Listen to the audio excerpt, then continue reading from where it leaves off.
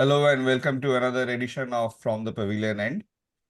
Um, to keep synchronicity, we have been recording the review of all the India-England tests after every fourth day.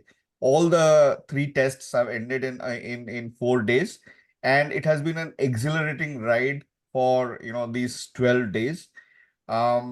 About 1 month back, or maybe 3 weeks back, I had said India has lost an unlosable test.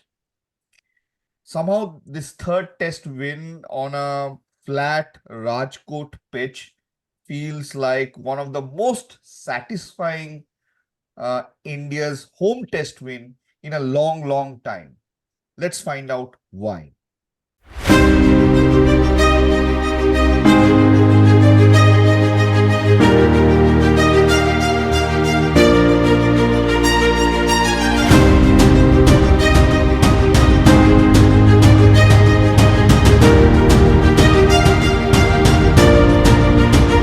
So our podcast is available on Spotify. Just search From the Pavilion End.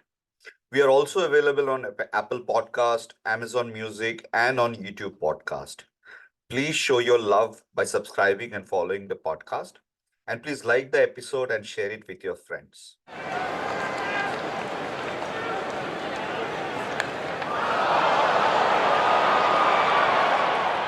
Welcome Aniruddha and welcome Krishnendu to this review of the third test between India and England.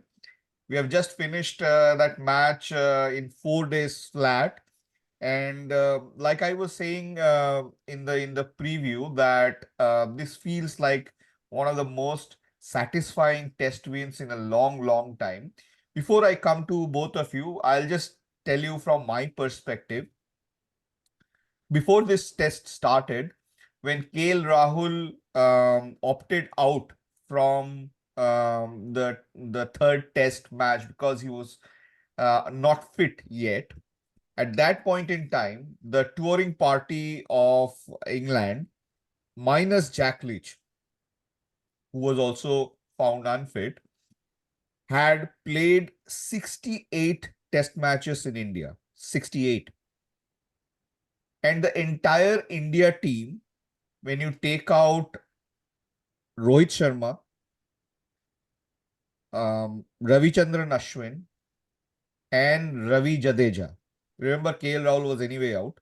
So when you take out Ravichandran Ashwin, Ravi Jadeja, and Rohit Sharma, and you can include your Siraj, your Bumrah, your Gill, the entire Indian team, except for Rohit Sharma, Ravi Jadeja, and Ravi Ashwin, had played 55 test matches in India. Forget the amount of runs. There were those those memes which had shown that all the runs scored by the entire Indian team put together was less than Joe Root's runs alone. At some point in time, when Ravi Ashwin left the ground, and actually left the ground because his mother was unwell and he had left the city to be with his family. At that point of time, the number of wickets that entire Indian team had taken was also less than one James Anderson. So not only were India not equal to one man's total run scored from the England team, India was at one point in time not equal to the total wickets taken also from the England team. And before the test started, like I said, the total number of test match experience of this entire English squad in India was more than the Indian squad. And then India won the eighth biggest win in Test cricket history by runs margin. It is the fourth biggest win all time between traditional test powers. And traditional test powers, I'm not including Bangladesh or Afghanistan or Sri Lanka. I'm saying traditional meaning, before Sri Lanka, all of those test teams. So this is a huge win, humongous win. And on the basis of that second evening, when England were around 200 odd runs behind, just 2 wickets down, India were one man down, and that one man was the man who had taken 500 test wickets and also had scored 5 test centuries. And from that point, it looked completely a test match that had left, that had gone. So from the unlosable test to probably the most satisfying test win at home in recent times. Krishan, let me come to you first. Um, I'll come to the first point. What for you was the turning point of this test? If I have to pick one instance, Joe Root dropping Rohit Sharma, it would have been 40 for 4 if Rohit Sharma had was dismissed at that point of the test match. And the test match would have been very different. But I also agree, catches are dropped. You are supposed to create more chances. But if I pick just one instance, that instance changed the test match. Because if without Rohit Sharma's century in the first innings, I don't think India would have reached this position. We could have still won the test, but this unassailable, the kind of domination that we showed in the last 3 days, that wouldn't have been possible without that. If Joe Root had just latched onto that catch, but that was a turning point of the test match. And if I have to pick one more, like let's say one stop again, same Joe Root's inexplicable reverse flick or reverse sweep, whatever you say in the third morning, when everything looked comfortable. England looked very comfortable in the first 20 minutes, and suddenly Joe Root played that shot. You can say Baz-ball and all, but that was, even if you are taking an aggressive approach, you have to look at the state of a test match where you are in. So, two instances, both includes Joe Root.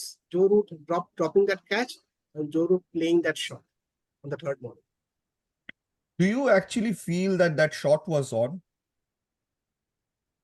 On Indian tracks, that shot wasn't on because the ball doesn't come to the bat as fast as in England or in Australia.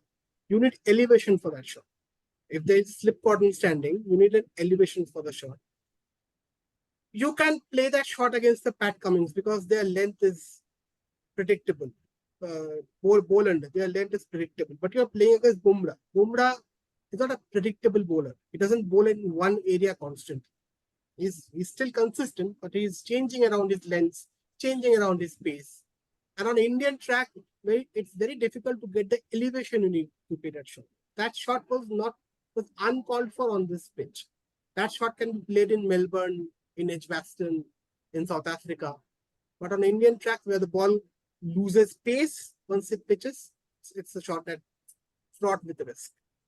So this is my take on that shot. People who are from the Baz-ball group, they have said that that shot was always on because in the absence of Ashwin, everybody knew that Bumrah was the number one man for India. Siraj and Kuldeep had already been taken to the cleaners. Jadeja was still unfit. It was only Bumrah that they feared. Secondly, Joe Root is horribly out of form and horribly out of form against Bumrah. So Joe Root wanted to do something which is, funky. And that funkiness he felt could switch Bumrah's line and length. And here's what I feel the fallacy of that is. If you are trying to play that shot to Jasprit Bumrah when India doesn't even have the backup of Ashwin, then even if he had, let's say, if he had hit it correctly for a four, Bumrah would have been more encouraged rather than discouraged by seeing Joe Root trying to hit him like that, over the slip cordon in the third over. I mean, that would have actually given Bumrah the confidence that Joe Root is not able to play me conventionally. So I feel that shot was, first of all, that shot is not on. Second of all, even if it's that, even if somebody says the execution was incorrect, the shot was on.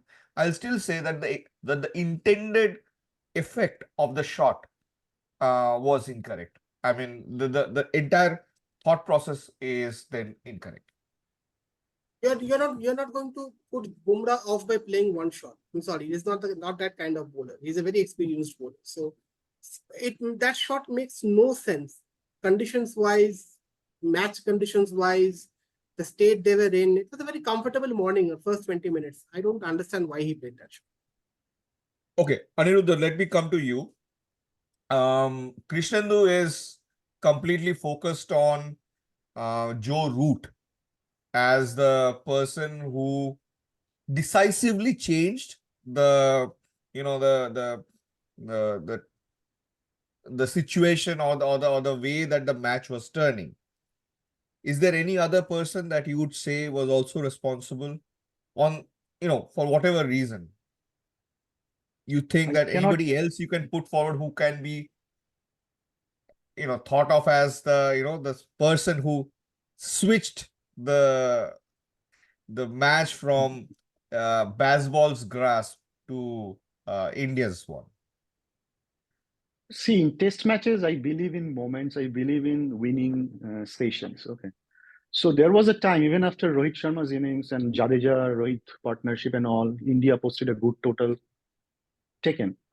The thing is, at some point of time, I think England were around 204 for two, if I'm not wrong, right? And I feared that Ben Duckett, although he's a very ordinary test batsman, is playing something which is taking the game away from India. So I feel that the wicket of Ben Duckett at that moment, which actually initiated a collapse, is the key point where India have won. This is one thing. And the second thing is Jaiswal, the innings that he played in the second innings. I think India could have, with the kind of vulnerable batting lineup that India has currently, India could have collapsed. But Jaiswal stayed there, thanks to Gill as well. I think that partnership hit the last nail on the coffin. And then fourth day pitch, Baz-ball playing Baz-ball. I knew that it's not going to happen. Like England not going to win this test match. Yeah, true. I mean, that Ben Duckett dismissal actually stopped the uh, England from thinking that they will be able to take a lead. Right. And at that point onwards, Stokes and Folks, they then had to do the repair job, which was to try and come to a parity position. Before that, they were thinking of taking a lead over India. One person that I feel, I mean, apart from Krishnendu, I agree with Krishnendu that Joe Root indeed, have his hand or his, he changed the fate of the match somehow. But I feel there was one other person from Indian side for whom this match was critical and who actually stood up at various points at a very, significant manner. And that person is Kuldeep Yadav. I really feel that Kuldeep Yadav is one of those Indian bowlers who has not got the the credit that should go to them. He is probably once in a generation kind of a spinner for India. He's a leg spinner. He's a left arm spinner, a leg spinner, and yet he's probably not been treated with the right kind of gloves, at least in the test match arena.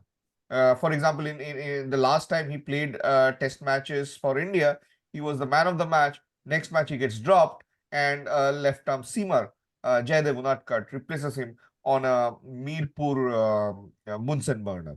So I don't need to say this enough that Kuldeep Yadav has probably been, not used fully by several different Indian management teams. His initiation into Test cricket was also halted because of his own fitness issues, also because of the success that Akshar Patel suddenly had in that previous India-England Test series, which was unexpected. So when he came back into this match, and India dropped Akshar to keep Kuldeep. So they had to really use uh, Kuldeep the bowler. They basically exchanged Akshar's batting for Kuldeep's bowling because that's what India wanted. But they didn't, they didn't completely do away with Kuldeep's batting. They utilized Kuldeep's batting by putting him in as the night watchman twice. And both the times he played successfully. In fact, Kuldeep batted on 3 of the 4 days. And 2 of the evenings he successfully negotiated the England bowling. But this is not about Kuldeep's batting. I'm just saying that Kuldeep as a package has been greatly utilized in this particular test match. He has a definite, good defensive technique as a batsman that has been utilized as a night watchman.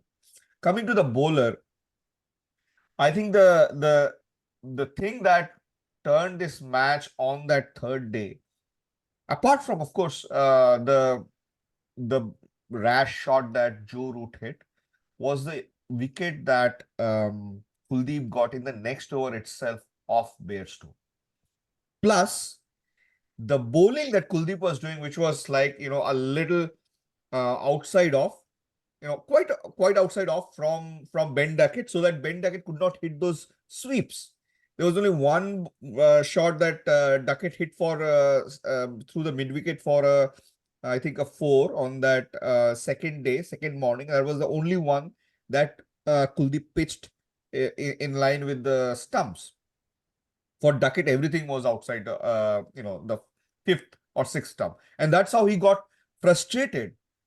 And then he got out in that manner to the cover. I mean, Duckett is somebody who cannot last 6 balls just defending. Neither does he have the defensive technique to actually defend something. So I think that was the right way. And then the way Kuldeep bowled even in the second innings, the way he got those LBWs, it's amazing. I feel that if India can utilize Kuldeep properly, lot of our future tours to Sena would be, would have different results. So Kuldeep Yadav I is think my Kuldeep, yeah, I think Kuldeep can be used outside India too because he's a wrist spinner. He can turn the ball on any pitch, to be honest. So yeah, if his batting keeps improving, I think we have a definite chance of playing Kuldeep Yadav in in England or in Australia because he right, can turn anywhere. He's a wrist spinner. right. And I don't think anybody picks Kuldeep. Anybody, even till Very today, few, it's very very few difficult. people. I mean, they can hit Kuldeep once or twice, but they cannot pick Kuldeep. Pick Kuldeep, then you can actually milk him. Nobody milks him. You can still Exactly. hit him, but you cannot milk Kuldeep, and that is the challenge that he provides. Okay, I think we have all provided our focus points or focus personnel of the test match. Let's now look at the two innings. Actually, the first innings, India. I mean, I'll talk about the India part. First innings, India scored 445, and we all felt India was 50 runs short. This was a proper Rajkot wicket. Three down on the first morning is absolutely a joke on that wicket. Rohit Sharma was lucky, but how good was Jadeja's innings, Aniruddha? No, Jadeja played fabulously. So that partnership with Rohit, I think you are saying that India were 50 runs short, but the way I'm saying it is India recovered well because I had a fear that India will be all out below 300 if Jadeja and Rohit was not there. So Jadeja historically performs well in Rajkot. I think I have shared a quick info stat with you at some point of time that Jadeja had an average, including domestic and test cricket, has an average of 140 something after playing like 15 to 19 innings there in Rajkot. So it's his home ground. He knows this ground. So we expect a lot from Jadeja. That's why probably Jadeja was promoted ahead of Sarfaraz, who is actually debuting, but he's a good batsman, right?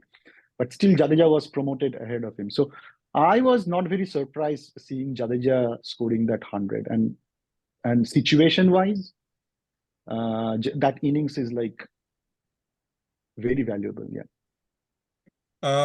Krishnendu, let me come to the two debutants for in this match. India, by the way, in this entire series, India has so far played 3 debutants already. There could be a fourth, you never know, or even a fifth, you never know, because Akashdeep could be in line to play if Bumrah is rested, and Padikkal could play if somebody again gets hurt. So there could be, a Particle few. could play if Patidar, like I don't, Patidar might be dropped. Yeah, Patidar would be dropped, Yes. then probably, Rahul, if Rahul comes back. But if Rahul Rahul is fit. Rahul. doesn't come back, Particle could. then Padikkal would probably play. So there could be even more. And I would just draw a little quick comparison here. In recent times, a lot of B teams of traditional test teams have been traveling or touring because of various uh, T20 league commitments. So West Indies B team went to Australia and drew 1-1 recently. They defeated Australia in Brisbane very famously. And a B team, That was a one-man show. yeah. And then a B team or even a C team of South Africa went to New Zealand and gifted Kane Williamson with 3 or 4 centuries, um, and could have won one of the matches, but then they thought gifting the centuries will be better than winning. I think this is a India B team or a C team.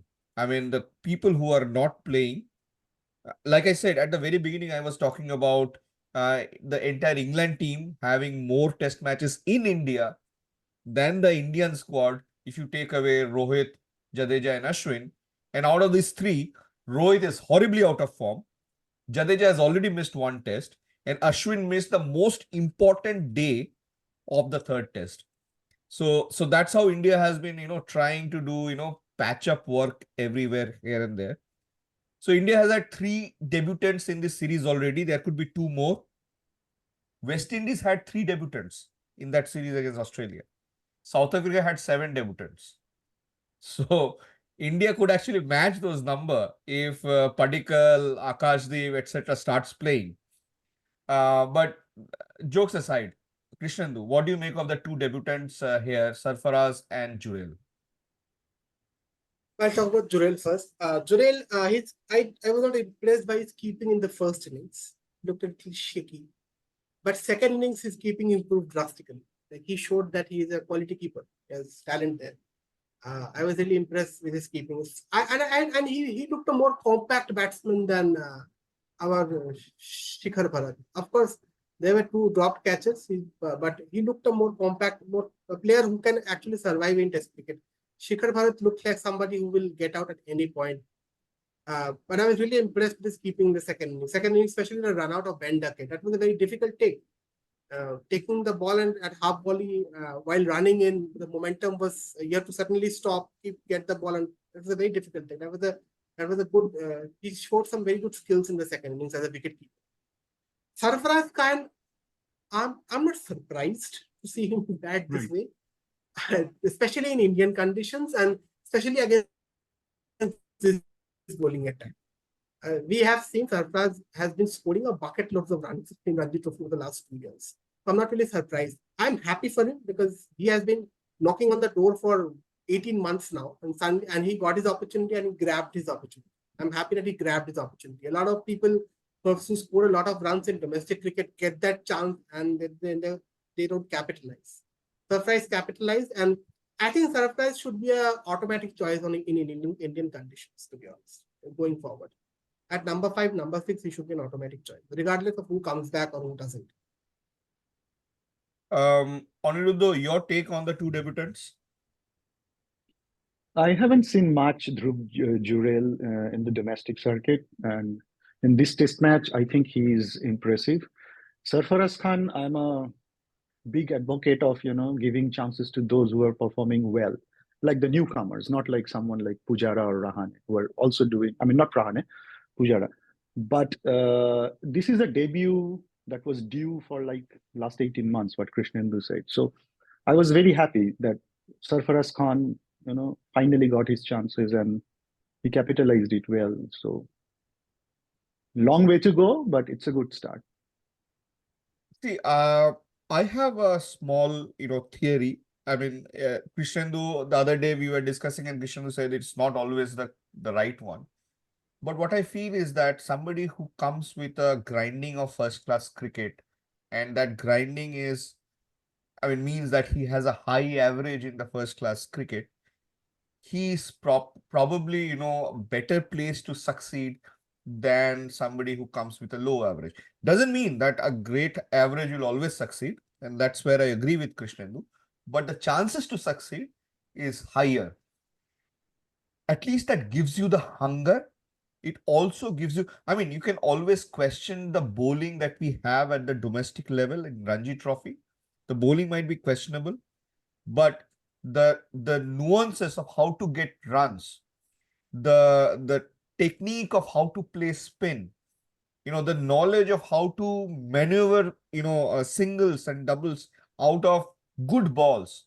That is what you learn in domestic. Of course, when you play international, it is a higher level of problem solving, and then your temperament comes in. But what I have seen so far, I think these two guys will play at least for the next 10 years. They'll be in and around. I mean, it will not be a Prithvi Shaw case. It will not be a Vinod Kambli case. I can say this much. I don't know how successful or, what levels they will achieve. Maybe it will be, I don't know. I mean, they might be a KL Rahul type kind of a unfulfilled career, or it might be a career like Virender Sehwag. I don't know. So it could be whichever way you want to take it, but they are here to stay. That's what I can say. Yeah, in that And line, I one have more a thing I want question. to, Yeah, Krishnendu, go ahead. Indian Test cricket selection, a lot of people actually talk about IPL. We're looking at IPL and Test. I don't think so. Indian Test cricket selection has been very simple. You score runs in the Ranji Trophy, then you have to score in India for India A. You will never see a batsman who is getting drafted directly from Ranji Trophy to the Test team. There is always this India A thing. I think whether we agree or not, but a lot of emphasis is given on people who score runs in India A. Sarfraz recently scored for India A. Patidar recently scored for India A. Yashasvi was scoring for India A. So I think that's we might agree or disagree with it, but there's at least a pathway set. You score for your Ranji team, then you get straight for India A. You score runs for India A, then you get into the team. In True. the same way, Siraj came into the team after taking wickets for India A. Took a lot of wickets for India A before he got True. into it. True. So that is something we are following, and I think it's a good way to select teams, to be honest. True. True. And on the topic of Siraj, Aniruddha, I don't mind saying when I am wrong. And I had been advocating a one pacer team selection for quite some time. Probably I was looking at Baz-ball. Probably I was not looking at our players' strengths. Siraj showed it up to me, and I was wrong. I mean, Dravid and Rohit were right to have two pacers. Siraj didn't contribute with the bat, but boy, oh boy, those 4 wickets. I mean, completely decimated the tail that day. Yeah. Your take on Siraj's bowling? No, I mean, Sirius is a good first class bowler, right? I mean, a good red ball bowler. I had never doubted Siraj ever in Test cricket. So I'm not very surprised to say, like this is natural. Like someday he will not perform. He is not Bumrah. Let's accept it. He will not give us breakthroughs every day, but the day he is Very bowling few, is good. very few bowlers across the world is Bumrah, to be honest. Yeah, exactly. So yeah, Bumrah is an so anomaly. yeah, exactly. So yeah, I mean, Siraj did his job well. This is what I can say.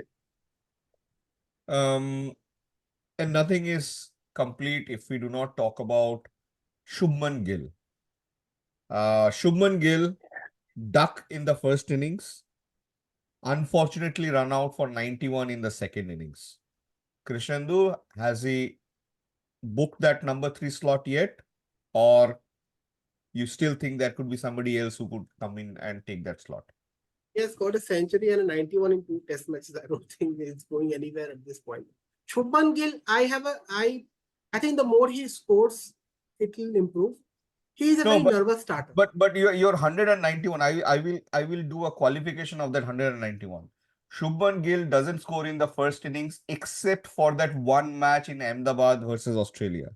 And he scores high in the second innings when India has taken a high lead. But they still need to score runs. You need still putting runs on the board. I think Shubman Gill's problem, I hope it as more he scores, it will improve. He's a very nervous starter. You won't see Shubman Gill getting out in 40 or 45 or at 25-30. He either gets out between 0 and 15 or he goes on and scores big, more than 50. So I think that is something he needs to work on. He's a very nervous starter. Once he settles down, once he looks comfortable on the pitch after like 15-20 runs, we can't see how he will get out. Shubman will get out because he plays a rash shot somewhere. A bowler is not getting over. But in those first 20 minutes, 30 minutes, first half an hour of his innings, he needs to tighten up his technique a little bit. Because at number 3 in India, you can score runs because the tracks are flat. The moment you go outside, India will be 1 for 1, 2 for 1. There'll be an opportunity. He needs to come in the first over or the second over. He can't be this nervous starter. He's a very nervous starter. His technique looks fine after 30 minutes. It looks fine. But in the first 15-20 minutes, he looks very nervous. And it's to find a way to score runs. He gets bogged down, which is the problem at the start of his innings. Can't get bogged down. No, the other thing that I feel about Shubman Gill and Aniruddha, if you have also seen this, I feel Shubman Gill is a non-Indian batter to some extent when he plays spin. He plays spin with very hard hands. Indians do not play spin with hard hands. Indians plays with loose hands. Indian batsmen always plays it with their wrists. Shubman Gill was stuck on I think on his I think sub 10 score in the first test match, I remember. But It was I just have a stuck. question. Do you really think that nobody has corrected this fallacy that Shubman Gill has playing it with hard hand Of course, in I the am nets? Like, if I can see it, then there are much better judges sitting out there. yeah, What I'm saying is that Shubman Gill plays like a proper Australian or a English batsman who plays with very hard hands, can go over, can hit it on the rise, can hit through the off. He's not somebody like a crafty, who has very supple wrists, plays on the wristy kind of flicks, that kind of a player. You see Jaiswal. Jaiswal plays those flicks. You see Sarfaraz. Everybody you will see that, they are properly, looks like a traditional Indian batsman. Of course, when you go to the Australian grounds, probably Gill will, have those success because he can play the short ball better. But in the Indian pitches, he looks most of the time like a fish out of water, at least in the first innings. I'm not talking about the second innings. First innings, I think, is what decides test matches in India, and Gill has not yet been able to hold his own in that. okay. So I have a question for Devapanda. So how do you see this Indian batting lineup will, as a unit when Kohli and KL Rahul both come back in the test circuit again?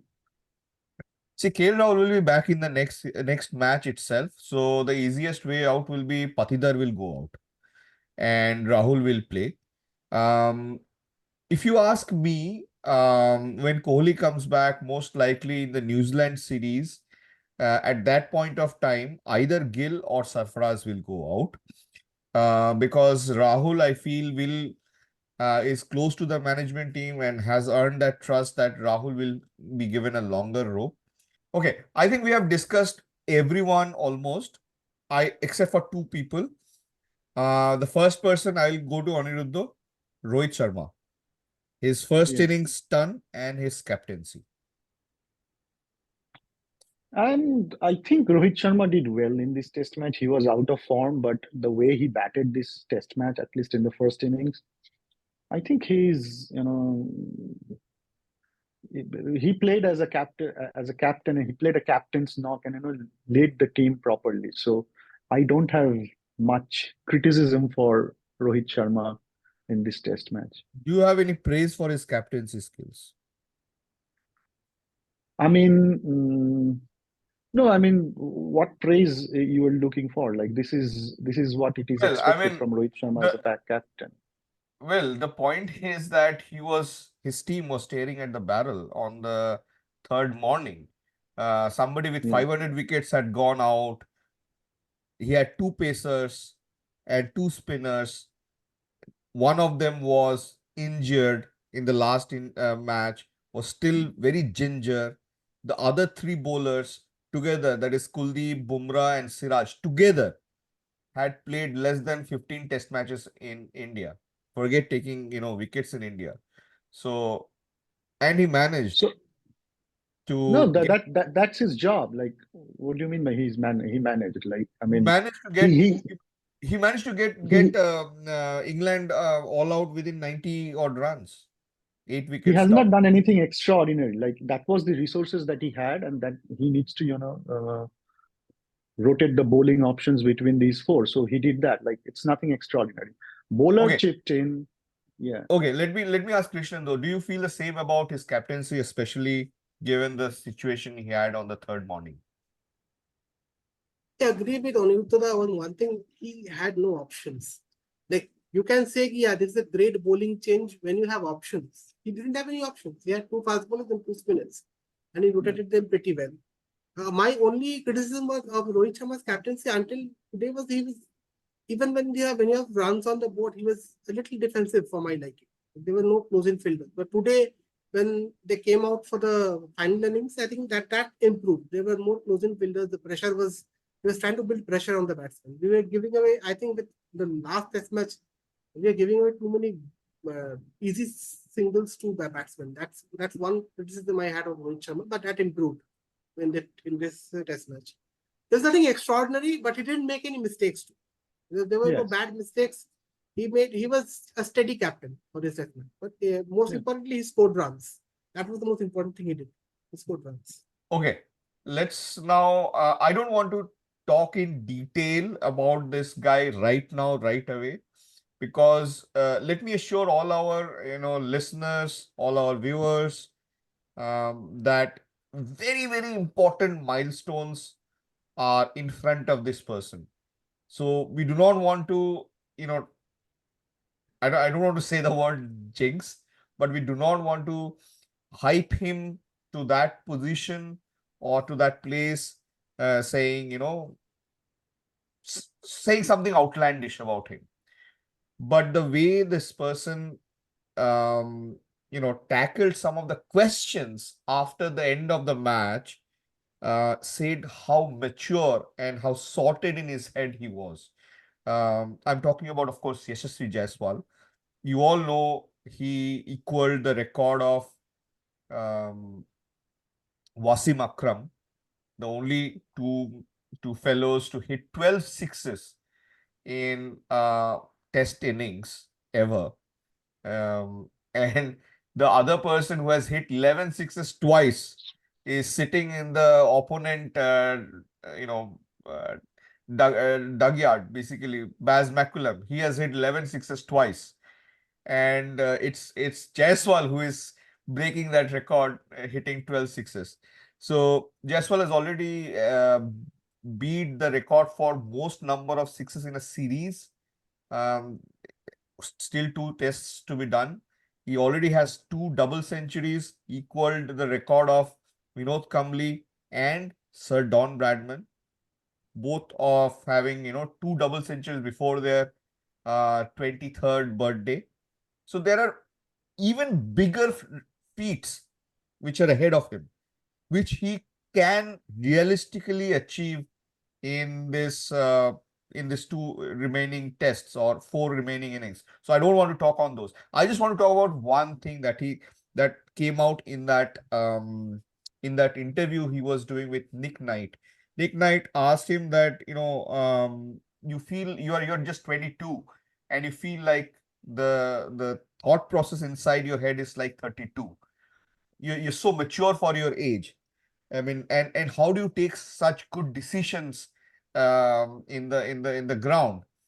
And this guy comes up, Yashasvi Jaiswal, in his very broken kind of an English. It's not very fluent. It's pretty broken. And he says that in India, you face a fight even if you have to get onto a bus. In India, you have to face a fight even if you have to get into a school.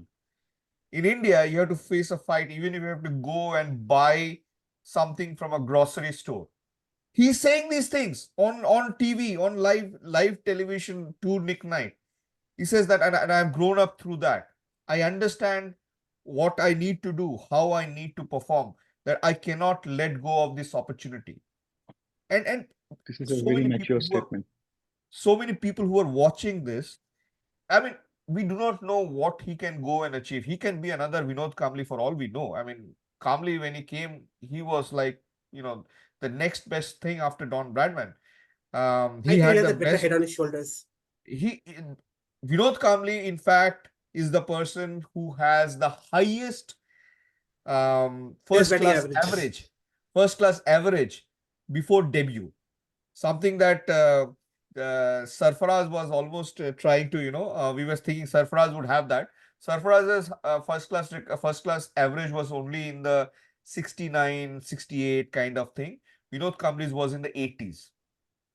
I think Yashasvi Jaiswal has a better head on his shoulders in growth.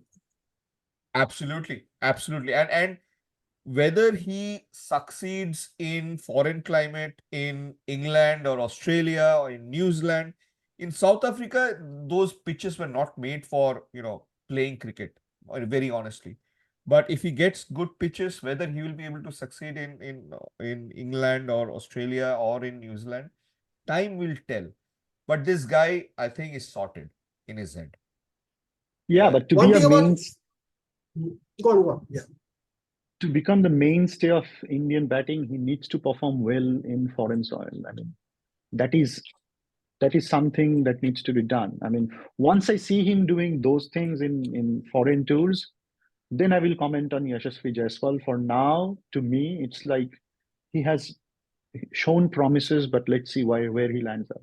No, no. Yeah, So I I understand that. about the double century in this test match. If you Yashasvi Jaiswal, we all say he's a hitter. He is a power hitter. He's stroke player. He's an attacking batsman.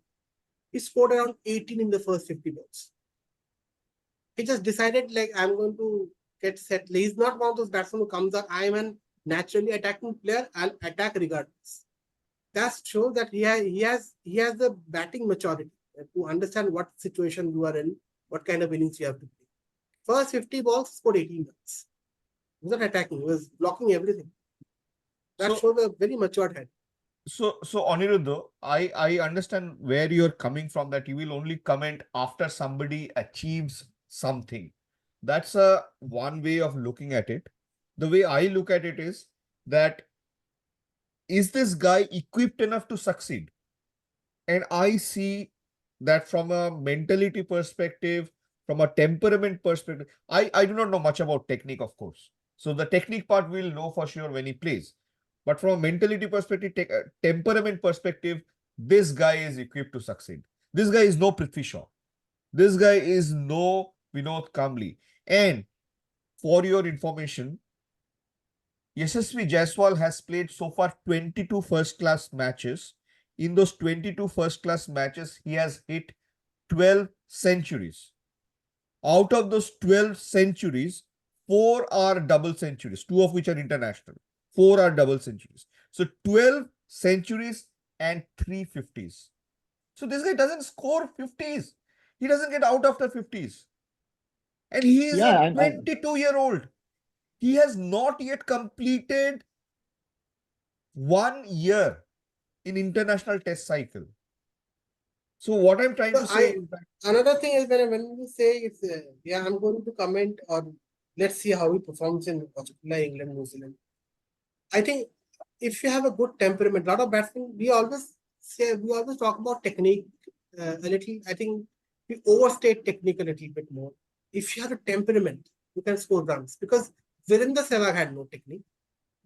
correct, Sehwag's technique was not supposed to work in New Zealand or in Australia.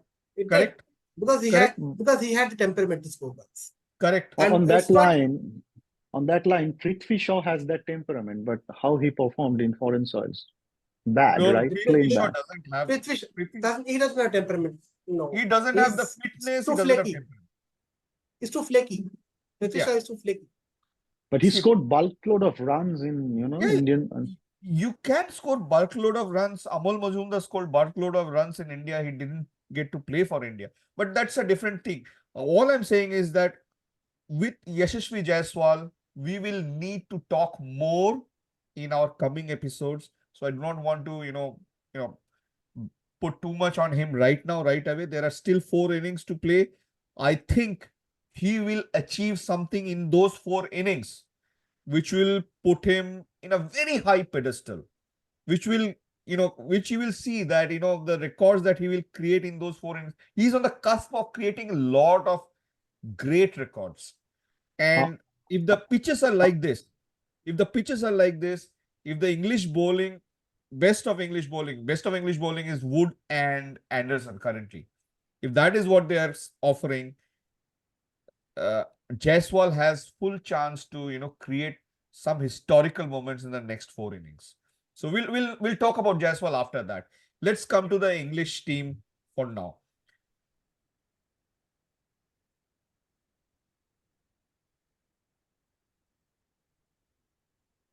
So English team at this point in time, there are the 3 top order batsmen who have each scored at least one multiple 50s. So basically, sorry, Ben Duckett has scored a century, Ollie Pope has scored a century, Zach Crawley has scored 2 50s. And beyond that, nobody has scored except Stokes in the very first innings 150. So the entire Baz-ball numbers are rotated around one lifetime century of Ollie Pope, one great counter attack from Ben Duckett, and 2 good innings of Zach Crawley, which are 70s. That's it. And then Stokes have scored a 60. Nobody else has scored anything over 50. Do you think batting has let them down when batting is everything in this Baz-ball? Krishnendu. I'm I'm very confused looking at England's batting. Like, Joe Root, it's very simple. Joe Root is the fulcrum of this England batting. If Joe Root doesn't score runs, you can play Baz-ball, you can play that ball, whatever. If Joe Root is not scoring runs, this England batting falls apart because Ollie Pope is not Joe Root. He can score those 1 innings in 5 test matches or 6 test matches, but he's not a consistent batsman. Without Joe Root scoring runs, this batting falls apart. And I do not understand when Joe Root is your most dependable test match batsman. Why put any pressure on him to follow your Baz-ball? If Joe Root plays normal cricket, he can still score at 3.5, 4. He has so many shots, so many shots. And still, he's a great maneuver of spin bowling, very good player of spin bowling, plays fast bowling really well. So I don't understand why put that extra pressure on Joe Root. Your other batsmen can play that, do that. Allow Joe Root to be Joe Root. The problem without Joe Root scoring runs, this England batting will not go anywhere because I don't see any other batsman who can do what Joe Root does. Let me come to you, Aniruddha. Root has scored 77 runs at an average of 12. Bairstow has scored 102 runs at an average of 17. Ben Foakes has scored 109 runs at an average of 18. And Ben Stokes has scored 190 runs at an average of 31. That's the 4 players after the top 3. The top 3 where each one of them have played maybe 1 or 2 innings. That's the 4 players in the middle order. Is this where England are losing the matches? Of course, yes.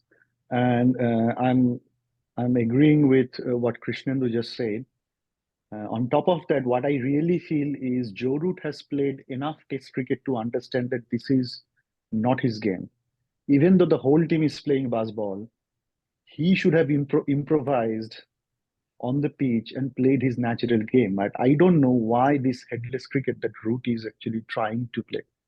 I think there's pressure on the team management to continue playing the way the whole team is playing. And there is extra pressure on it because any other batsman wouldn't do that. If they're not under pressure, they wouldn't do that. Let me go back to a quote that Ben Duckett said yesterday. Ben Duckett said, that's a great quote. Ben Duckett said yesterday in a press conference that not only are the way that we are playing revolutionizing the way Test cricket is to be played, but other teams are also taking their cues from us. Look at how Jaiswal is playing.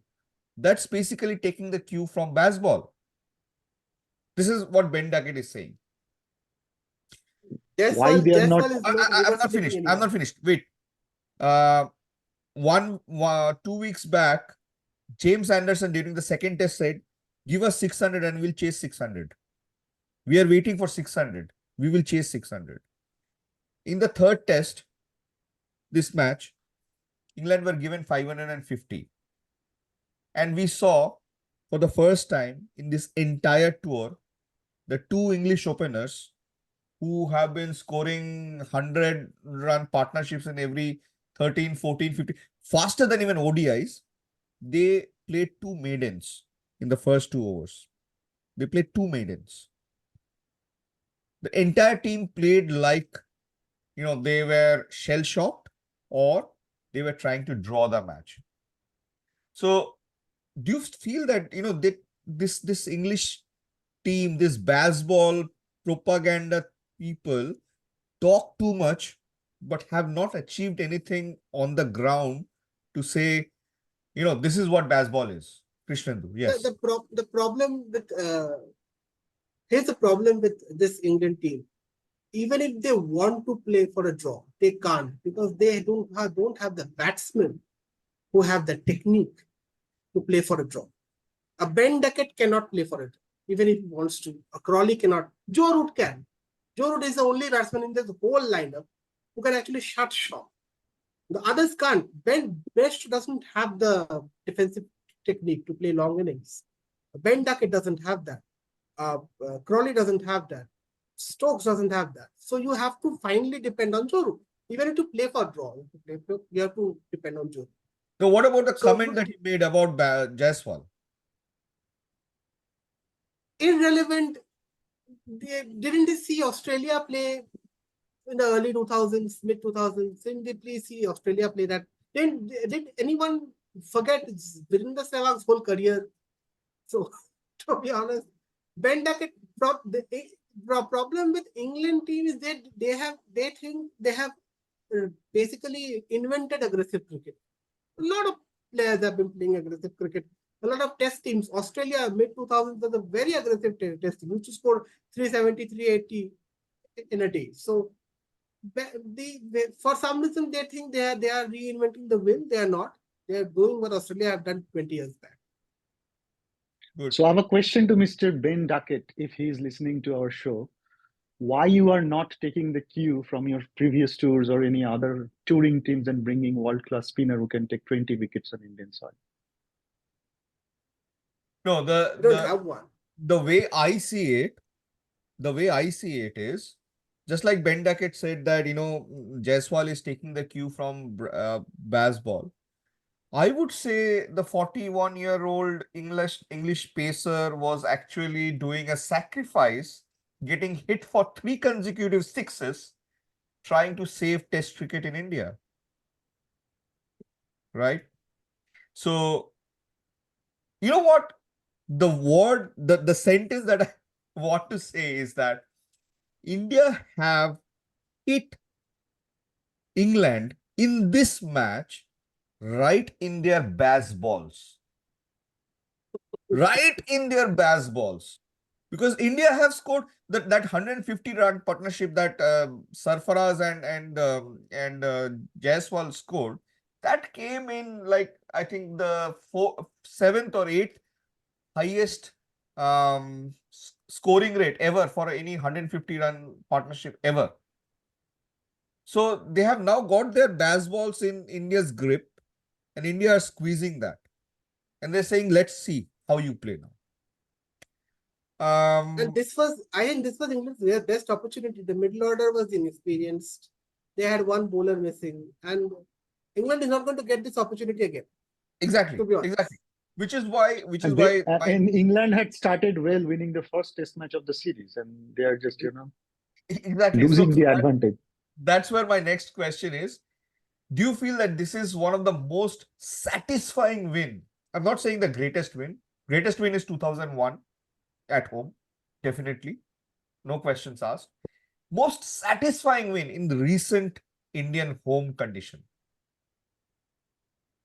Given the inexperience of the team, given the sometimes Ashwin missing on the most important day of a Test match, given we have some very young players making an impact, yeah, this is satisfying in a experience. And another thing that the hubris that England had. So I'm coming into this test, suffering.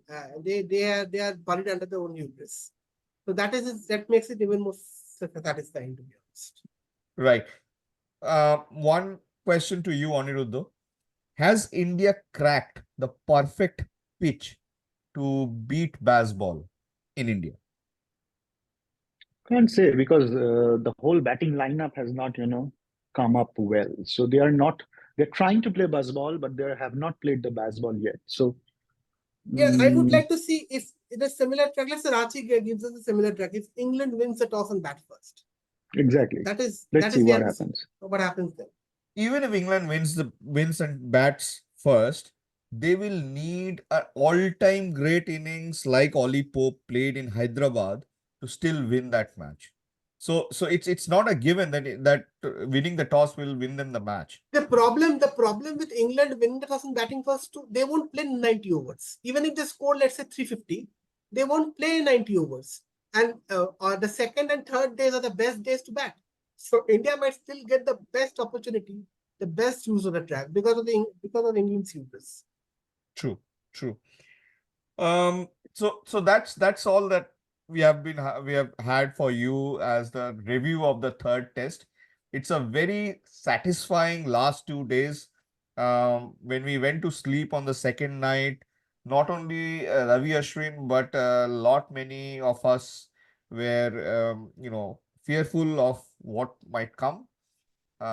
Especially for him, as he had just achieved a huge milestone of 500 test wickets. We haven't spoken about that enough, but mostly because so much happened after that 500th wicket that he got. In fact, he's one of the fastest to reach 500 test wickets. At least among the Indians, he is the fastest. And I think that if Ashwin can get slightly, poise on the mental side, his home condition improves, we will see that in the next two tests, it will be very difficult for these English batsmen to come and hit from the go. It's been a very satisfying 4 days watching cricket at Rajkot. Hope we have another such 4 or 5 satisfying days for the Ranchi test, for which we will do a preview in a few days' time. Thank you all for joining us, and thanks Krishnendu and Aniruddha for joining this call. It's been a pleasure bringing this episode to you. If you like this episode, please like and share it. Please also subscribe or follow our podcast.